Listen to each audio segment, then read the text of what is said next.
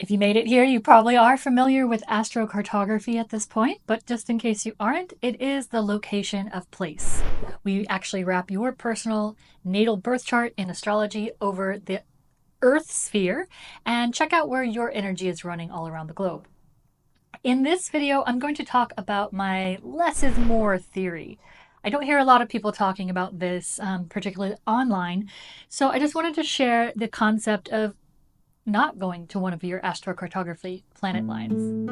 I'm Kim Mott, and welcome to my astrocartography playlist. Sometimes I have clients with particularly strong planets in their chart because they are already sitting right on one of the angles. And in case you haven't watched my other video on how to read your astrocartography map, a quick little summary is that those lines you see on the map aren't just lines, they're actually representing angles in your birth chart.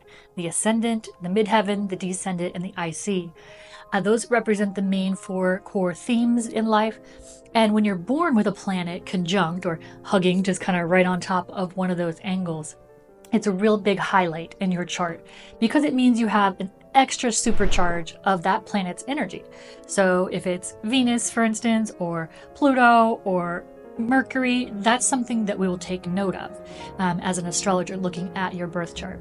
And when you travel or relocate to one of those lines, you're going to notice pretty quickly a lot more oomph in that area. If you go to the Jupiter descendant line, you might start meeting a lot of really positive type people or big personalities, things like that.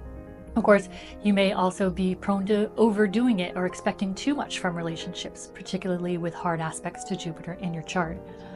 So that happens with each planet. Each planet ends up with 4 lines because those are representing the 4 angles of the birth chart. So when people don't have a planet angular in their birth chart, they'll experience, a highlighted period during a transit or progression to certain planets where an event or circumstance might happen when that planet's really activated.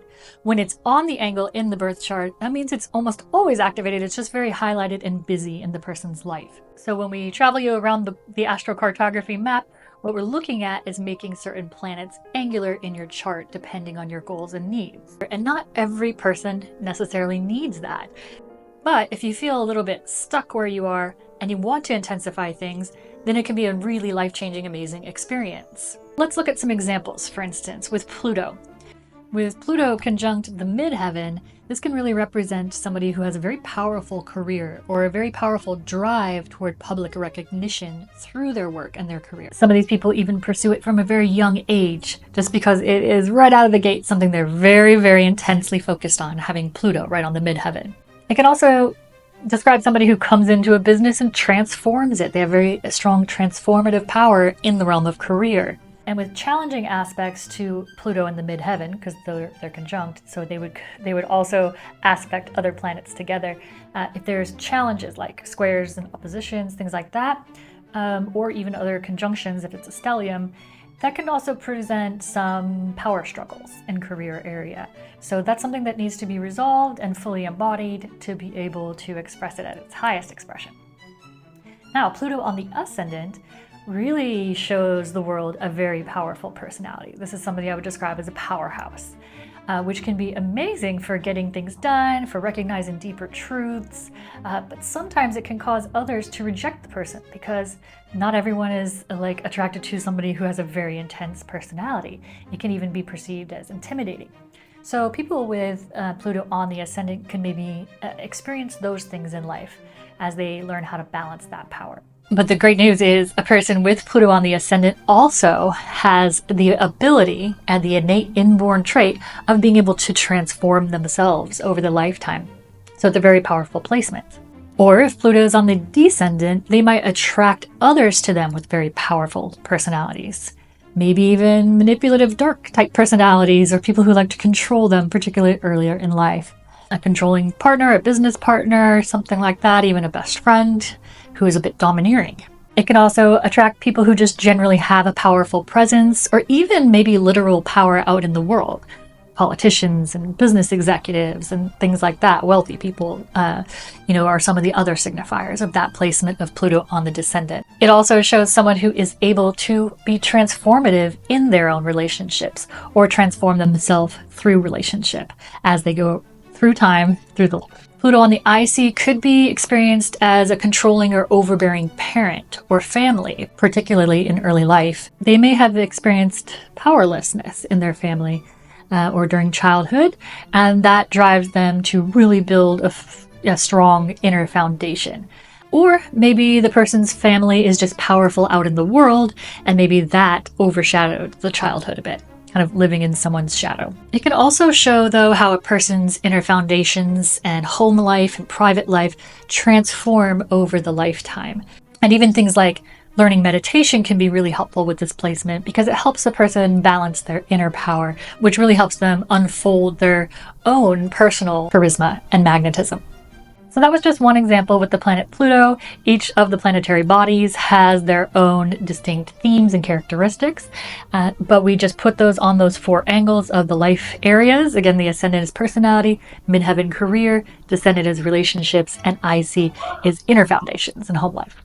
There are different schools of thought amongst different astrocartographers on how to handle things when a client has a lot of angular planets.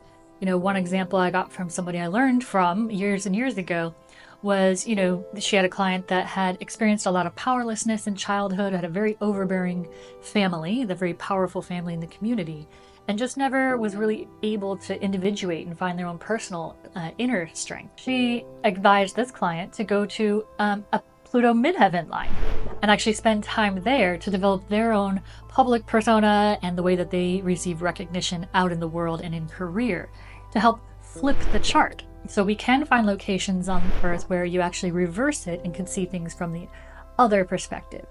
I think personally for this to really work, you would have to spend quite a lot of time on that line, so it would be more of a relocation versus, a spiritual retreat or a vacation or something like that. And sticking with the Pluto theme, there are other astrocartographers out there who would be like, stay away from the Pluto line, it's too intense, it's too powerful, or things bad are going to happen to you, or things like that. I never ever say that people should not go somewhere, but do definitely be mindful. Somebody who already has a lot of, Pluto power in their chart because it's angular is going to be able to carry and embody that power a little bit more than somebody who doesn't, who might find it really an intense shift and change when they travel to a Pluto line. So it could be a little bit of a shock to the system, but I just like to discuss that with a client versus saying, don't go to that place.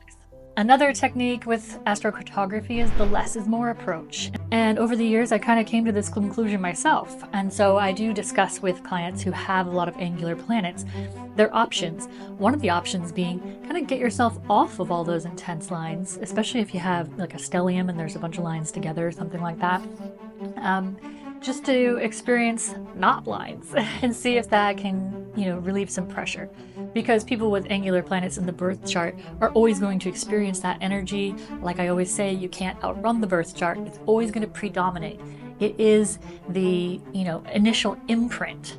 The imprint when you're born of the actual position of the planets at the moment of your birth is what all the other space-time, location and time are going to run over during transits and progressions and shifting around the globe. So the less is more can be really interesting, especially if somebody wants like a retreat or a real vacation where they can just relax and don't necessarily need to kind of be on all the time. So that is my less is more theory, and I thought I would just bring it up because I haven't really heard a lot of people talk about that. My theory is that we can use astrocartography not only to find your best lines, but also find harmonious energies that aren't on lines if you already have intense placements. Check out my website, kimmott.com, for all kinds of free resources about astrocartography. All the planetary lines are described there, as well as other interesting articles, like one I recently wrote on the brief history of astrocartography. I'll also do a video on it, but all due credit to Jim Lewis in the 1970s, who helped develop some newer software and really fleshed out some of the concepts and ideas around it and developed some pioneering techniques. But there were many people, many people over millennia actually, that contributed to what we now know today as astrocartography. So check that out on my website. Do feel free to leave a comment here if you have questions about astrocartography that I haven't answered on my channel, or you haven't seen answered online, or just want to hear a fresh perspective. All right, that's it for now. Happy astro travels.